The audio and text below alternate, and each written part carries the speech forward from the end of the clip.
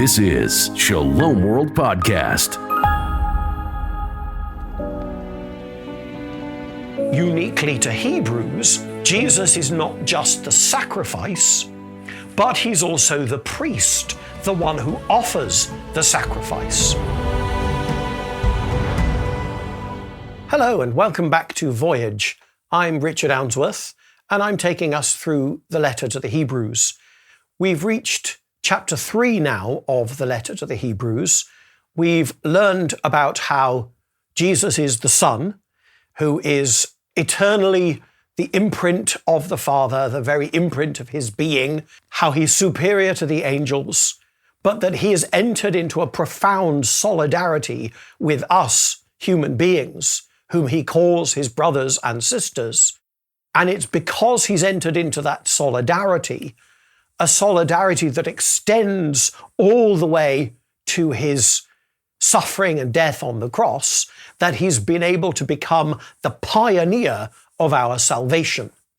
And we saw that at the very end of chapter 2, Hebrews just drops a hint to us that we can think of Jesus as being not just a sacrifice in his death, but also the priest who offers that sacrifice. And as chapter 3 begins, it begins in the same vein.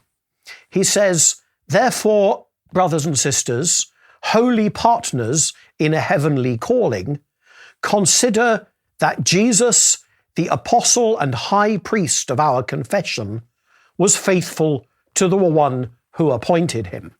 So there he is again. Jesus is the apostle and high priest of our confession. That is to say, the one who we confess to be the fundamental apostle. Apostle means those who are sent. The apostles were sent by Jesus, but Jesus himself is sent eternally by the Father and then sent in time as our Savior. And he speaks of us as brothers and sisters sharing in a heavenly calling. We're brothers and sisters of Jesus, and so we're brothers and sisters of one another. Finally, notice, again, something I referred to last time. We're alternating between exhortation and exposition. That is to say, passages which are about encouraging us and passages which are telling us the facts, explaining the doctrine.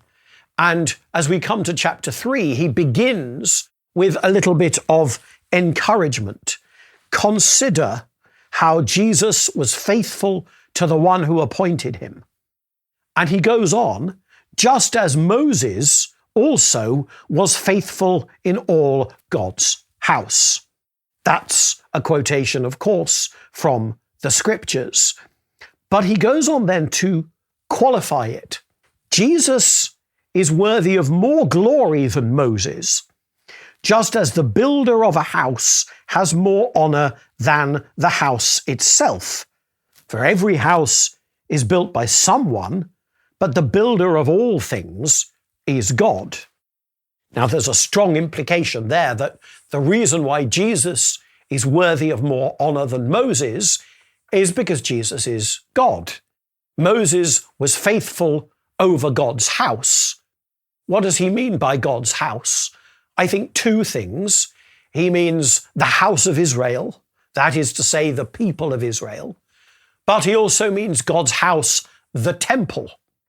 Or rather, in the time of Moses, the temple wasn't yet built, but what came before the temple was the tent of meeting, which Moses erected, as we're going to learn later on.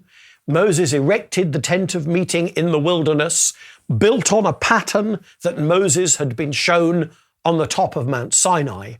And Moses was not the first high priest, but in some ways even higher than the first high priest. He was the super priest, if you will.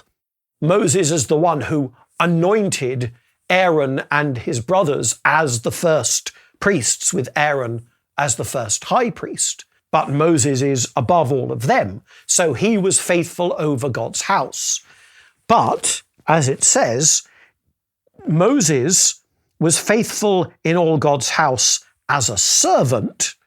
this is the next verse of the chapter, Moses was faithful in all God's house as a servant to testify to the things that would be spoken later. Christ, however, was faithful over God's house as a son. Contrast between the one who is in the house as, he's the butler or the housemaid or the cleaner. But Jesus is the son. He's the son of the household. He is the heir, as Hebrews says at the beginning, the heir of all things.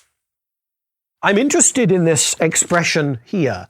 Moses was faithful as a servant to testify to the things that would be spoken later.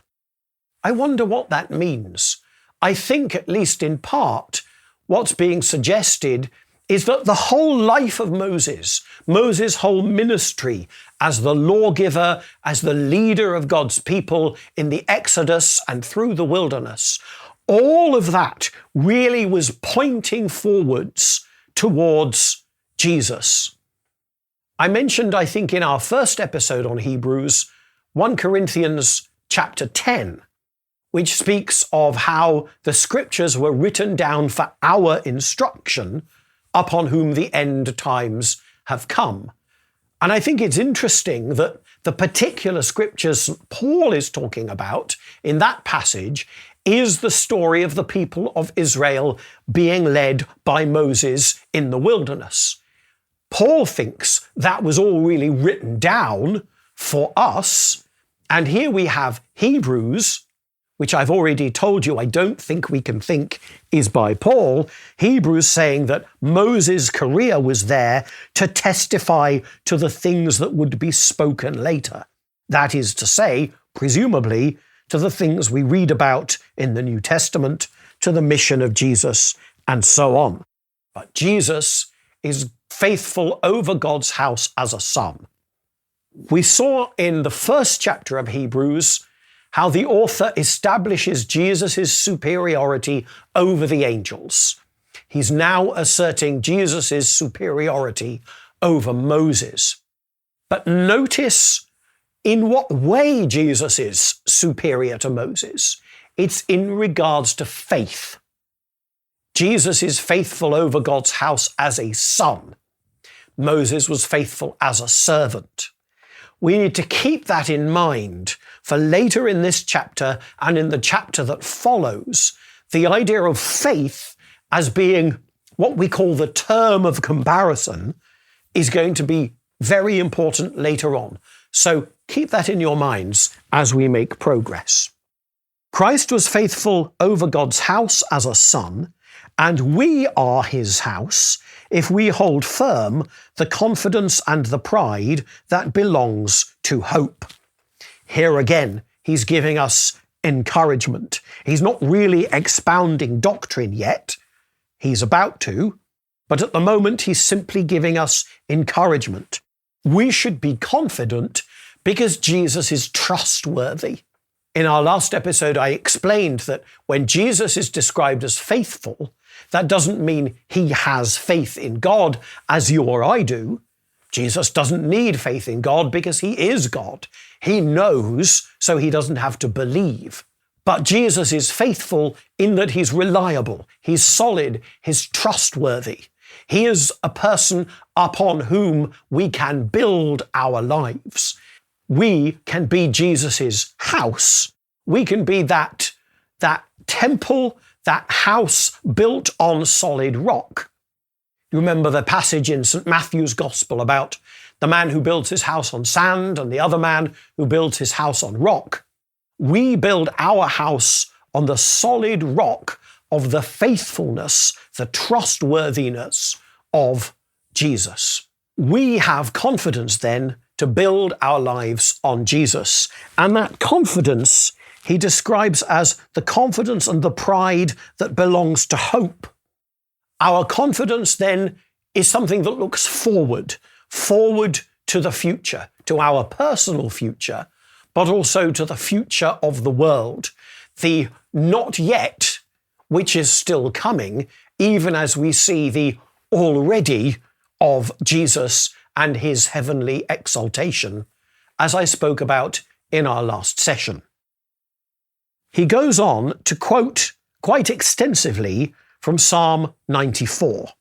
Therefore, as the Holy Spirit says, today if you hear his voice, do not harden your hearts as in the rebellion, as on the day of testing in the wilderness, where your ancestors put me to the test, though they had seen my works for 40 years. Therefore, I was angry with that generation, and I said, they always go astray in their hearts, and they have not known my ways. As in my anger I swore, they will not enter my rest. Any of you who say the divine office will know those words very well, because Psalm 94 is the invitatory psalm. It's the first psalm that we say or sing every single morning. And so it's very, very familiar. There are one or two places, however, where the way that Hebrews quotes it, which is almost exactly the way it's translated in the ancient Greek translation of the Old Testament, the way in which he quotes it is very slightly different from what we're used to.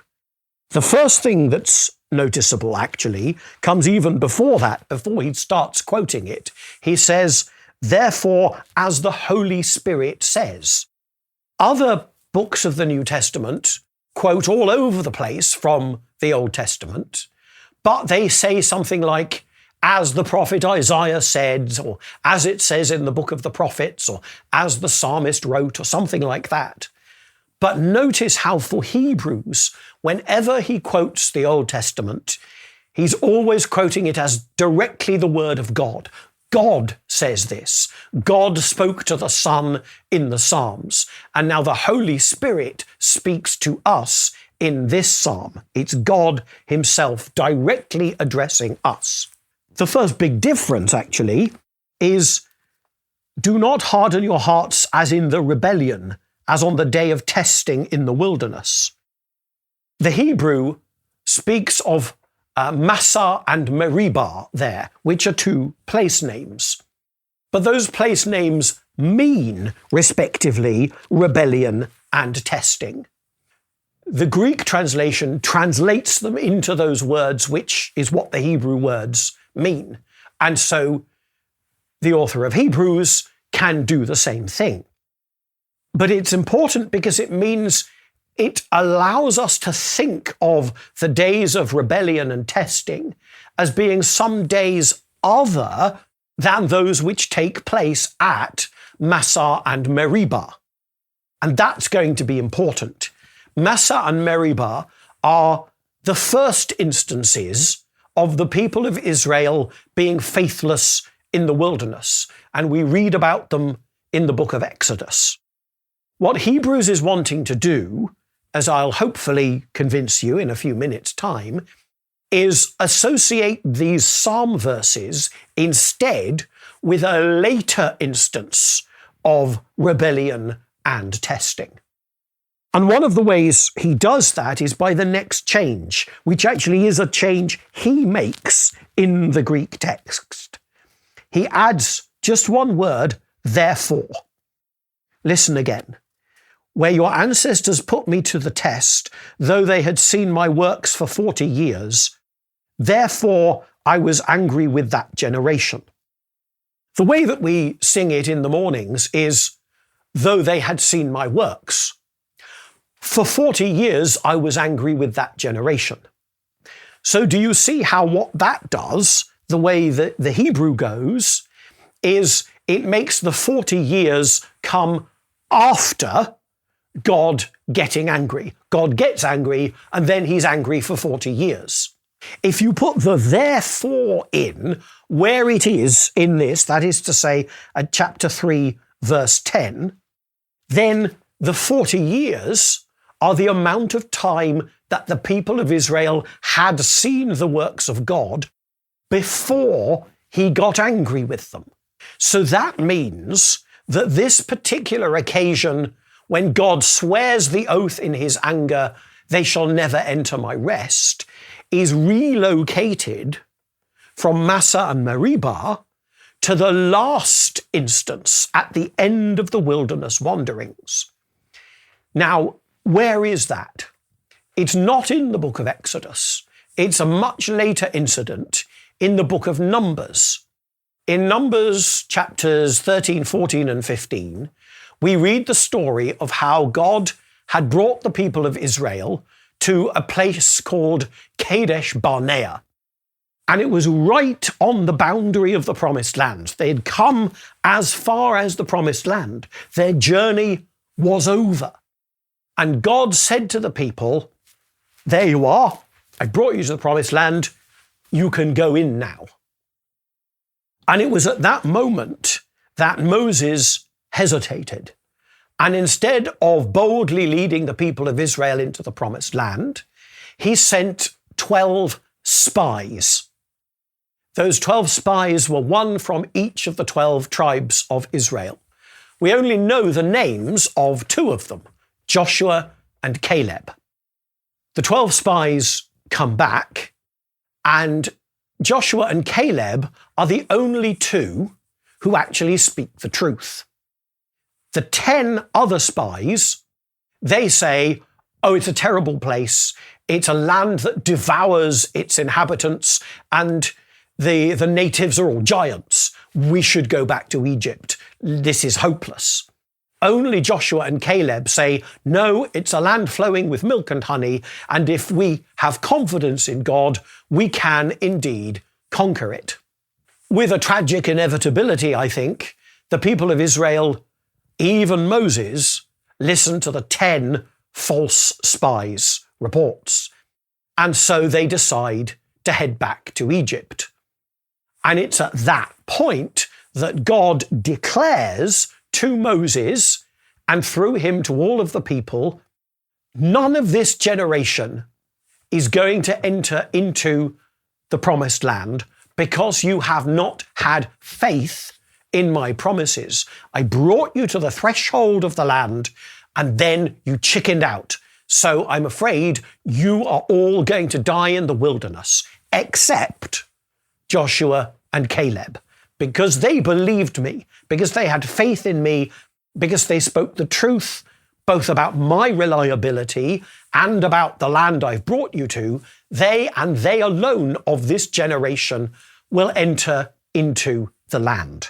And Hebrews is very careful, both in the way in which it rephrases slightly this psalm, and also in the language it uses in the verses that are to come, very careful to make sure that we know that the oath, and I quote, therefore I was angry with this generation, and I said, they always go astray in their hearts, and they have not known my ways. As in my anger I swore, they will not enter my rest.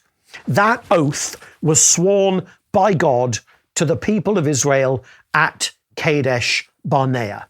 Hebrews goes on, take care, brothers and sisters, that none of you may have an evil, unbelieving heart that turns away from the living God. In that verse, verse 12, Hebrews strongly echoes the language of those chapters from the book of Numbers. So he's reiterating the fact that this is the passage he thinks this psalm, Psalm 94, is really about. And he's, of course, telling us, he's exhorting us, don't be like them. Don't have an evil, unbelieving, a faithless heart that turns away from the living God. Instead, he says, exhort one another every day as long as it is still called today, so that none of you may be hardened by the deceitfulness of sin. More echoes of that passage from Numbers. And notice the other thing he does here. Encourage one another as long as it is still called today. Well, it's always called today, isn't it? But the point that he's making is the today in the psalm, oh, that today you would listen to his voice, do not harden your hearts, is today. That psalm is directly addressed to us. It's just what St. Paul says, as I mentioned before, in 1 Corinthians 10. These things were written down for our instruction. We are in an analogous situation to that the people of Israel found themselves in at Kadesh Barnea. We also are on the threshold of the promised land. We also are being invited by God to enter in. Will we do so? The choice is up to us. Do we trust him? Do we have a believing heart? Or do we have a hard and unbelieving heart? Now, you may say to me, well, I'm not on the threshold of the promised land because the promised land is Canaan, it's Israel, and I'm not there. I'm in England or Ireland or India or wherever you might be. So what does this have to do with me? But of course, the promised land that Hebrews is talking about isn't the promised land of Israel. That was only ever a sign. The promised land that he's talking about is heaven itself. And we'll see him demonstrate that in the verses that follow in this chapter and in the next chapter. So he goes on, "For we have become partners of Christ, if only we hold our first confidence firm to the end. As it is said, today, if you hear his voice, do not harden your hearts as in the rebellion." Here he's just reiterating what he's already said. We're brothers and sisters, partners in a heavenly calling, partners of one another, but also partners of Christ. We are making the same journey that Jesus made, a journey back to God. And we share in Jesus' work as well. We're partners of Jesus in our apostolate. Every Christian is charged not just with being a follower of Christ, but also with being a preacher of Christ. How can we do that if we have hard hearts? How can we do that if we don't have that believing, soft, yielding heart that places its faith in God, that builds its life upon the firm foundation of the faithfulness, the reliability of Jesus? How can we ever hope to convince our fellow human beings to follow us in following Christ? So do not harden your hearts as in the rebellion. Then he goes on. Now, who were they who heard and yet were rebellious? Was it not all those who left Egypt under the leadership of Moses? Is that a rhetorical question? Actually, you can read the Greek differently. You can read it instead as this. Some people heard and yet were rebellious. It wasn't all those who left Egypt under the leadership of Moses. That's the way Greek works, for which I apologize. Now, the point is, it wasn't all those. It was almost all those.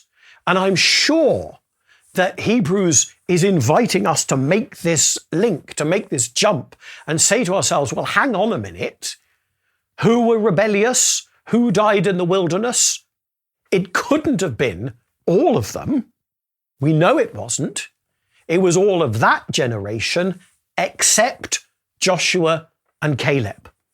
So once again, the distinctive exception of Joshua and Caleb are in our minds. And do you remember how I said at the beginning of this chapter, we have to remember the comparison between Jesus and Moses is a comparison in terms of faith.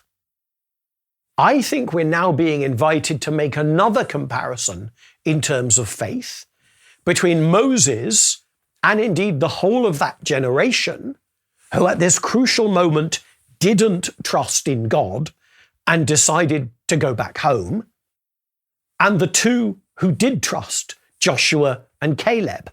Again, a term of comparison is faith. Jesus is superior to Moses in regards to faith. Joshua and Caleb were superior to Moses in regards to faith. That's the crucial thing. And we're invited to align ourselves with Joshua and Caleb.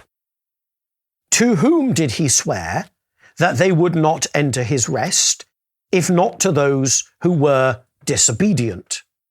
So we see, this is the last verse of the chapter, so we see that they were unable, to enter because of unbelief.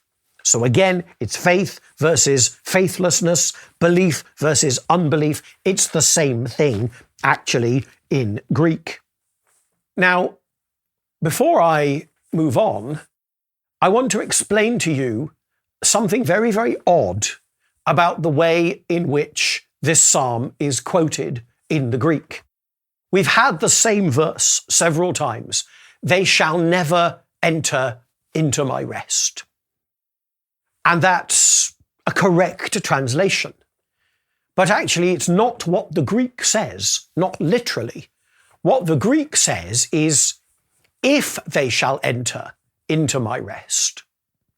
You think, well, that's an odd way of saying they won't. It comes from a direct translation of the Hebrew. And in the Hebrew language, you can do this. You can say im, which is the Hebrew for if, and then use a particular form of the verb, which is kind of like the future tense, to mean it's definitely not going to happen.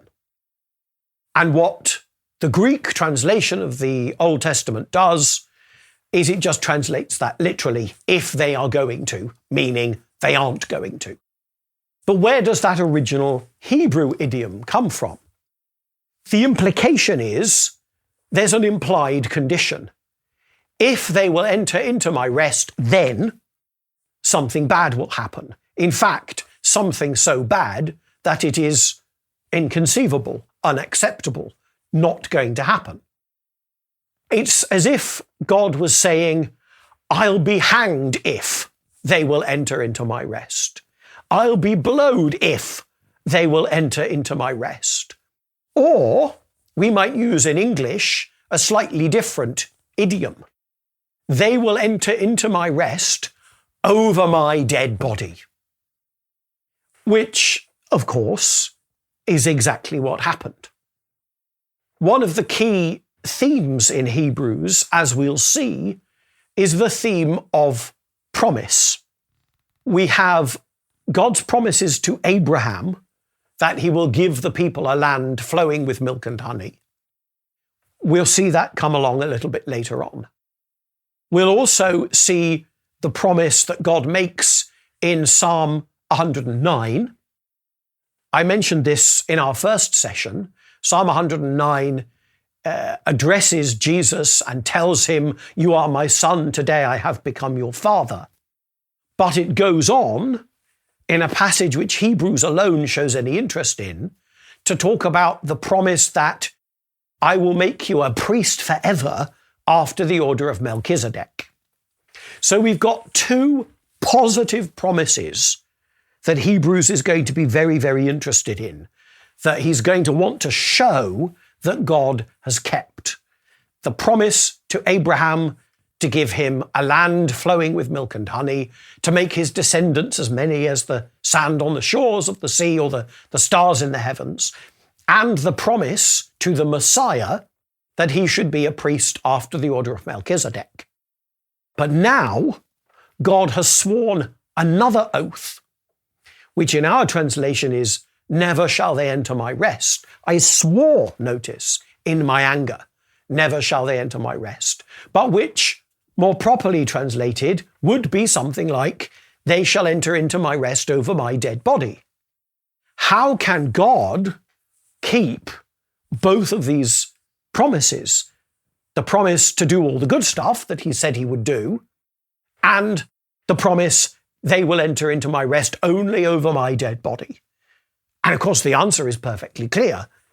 It has to be over his dead body, which is precisely what happens in the person of Jesus Christ.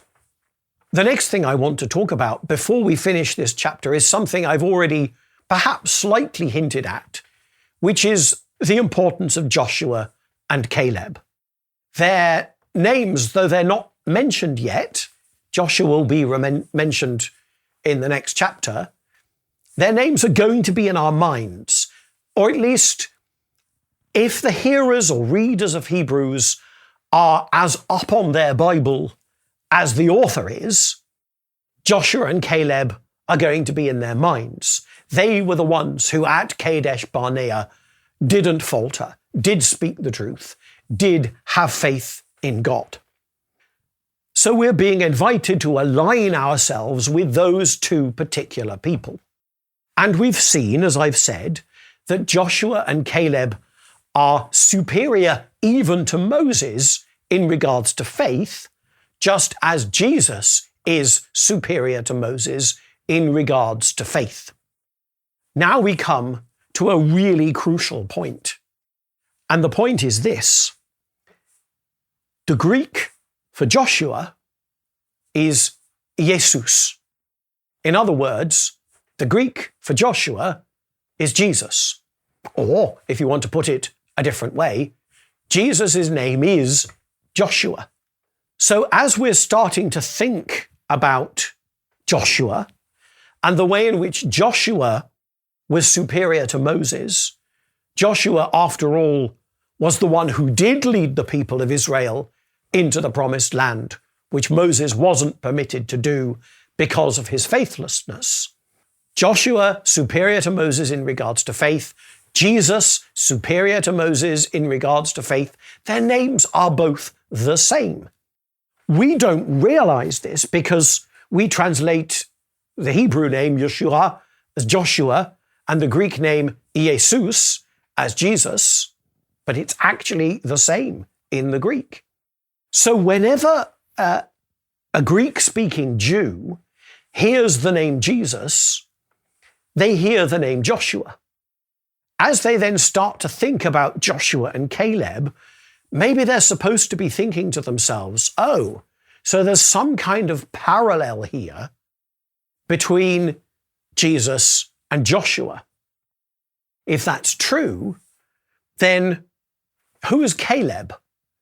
If Jesus in some sense is Joshua, which by name he is, who is Caleb? And I don't know whether they would have known this, but maybe they were instructed in it. Although they know their Bible in Greek rather than in Hebrew, they may have been told the meanings of Hebrew names. Caleb's name, Kolev in Hebrew, means whole heart. And here we've been told, do not harden your hearts as on the day of rebellion. Maybe we're meant to recognize that if Jesus is Joshua, we are supposed to be Caleb. We who should be wholehearted in our trust in God, in our faith, in our following of Jesus, and in our willingness to share in Jesus's preaching ministry, to share our faith with the world, we also should be wholehearted. So maybe we are supposed to be Caleb. And if that's true, then it helps to make sense of how he speaks of us as partners in a heavenly calling, how we are brothers and sisters of Jesus Christ. We saw last time how in chapter 2, Hebrews wants to emphasize the solidarity between ourselves and Jesus. Jesus, as the perfect mediator between God and man, has, as it were, come over from the divine side to enter fully into our humanity. Thus, he's made us his brothers and sisters. But when he makes us his brothers and sisters, he does that not just by making himself human, but also by inviting us to enter into his divinity, to enter into his heavenly mission from the Father. This is something that the church fathers speak about over and over again. There's something that the deacon says when he pours the water into the chalice, a little drop of water into the chalice at every Mass. The deacon says, by the mystery of this water and wine, may we come to share in the divinity of Christ, who humbled himself to share in our humanity. That really strongly echoes, it's a very ancient saying, and it very, very strongly echoes the teaching of some of the church fathers. They say things like, he became what we are so that we might become what he is. Jesus took on our humanity so that we might receive a share in his divinity. To receive a share in Jesus' divinity is to participate in his mission from the Father. It's also something, it's an idea that's present in the writings of St. Paul. Protestant theologians of a certain type have thought of Jesus' death on the cross as being a kind of exchange. Jesus put himself in our place so that we wouldn't have to die. It's an exchange. But I prefer to think of it not as an exchange, but as an interchange. Jesus became what we are even unto death, even death on a cross, so that we might become what he is. Jesus died on the cross and therefore was exalted to the heights of heaven. But when Jesus was exalted to the heights of heaven and given the name which is above every name, he took us with him. When we speak about the incarnation, we talk about it as if something happened to God. God came down from heaven to earth. God became a man. But we need to remember, it can't be literally true that God changed. God isn't the kind of thing that can change. What really happened in the incarnation was that God changed humanity. He joined the human nature to himself. He joined us to himself. Now, I'm not insisting, I'm not even suggesting that all of this really important theology is there on the page of the letter to the Hebrews. But what I am suggesting is that not only is it compatible with the letter to the Hebrews, but once we know this important theology, once we realize that he became what we are so that we might become what he is, that enables us to shine a new light on some of the potential meaning of the letter to the Hebrews. It's possible that the author of Hebrews, humanly speaking, didn't even know that this is what he meant. But it seems to me perfectly plausible that God could allow an apostle, a biblical writer, to say and to mean in the purposes of God far more than that human being can know that he means in his own conscious human mind. In any case, we come to the end of chapter 3, which is really halfway through an argument, so you'll just have to come back for the next session. And we see that we have been invited to recognize our deep kinship with the people of Israel who found themselves on the threshold of the promised land. And like them, we have to make the decision, will I trust God and enter in, or will I turn back? That's all for now. Thank you. Thank you for joining us today. We'd like to hear what you thought of today's session. Share your feedback with us at podcast@shalomworld.org. You can motivate and support us today. shalomworld.org/donate. Visit shalomworld.org for more information about Shalom World Podcasts. To get the latest updates, make sure you follow us on Instagram at Shalom World Podcasts. Shalom World Podcasts is now available on all online platforms, including Apple Podcasts, Spotify, and others.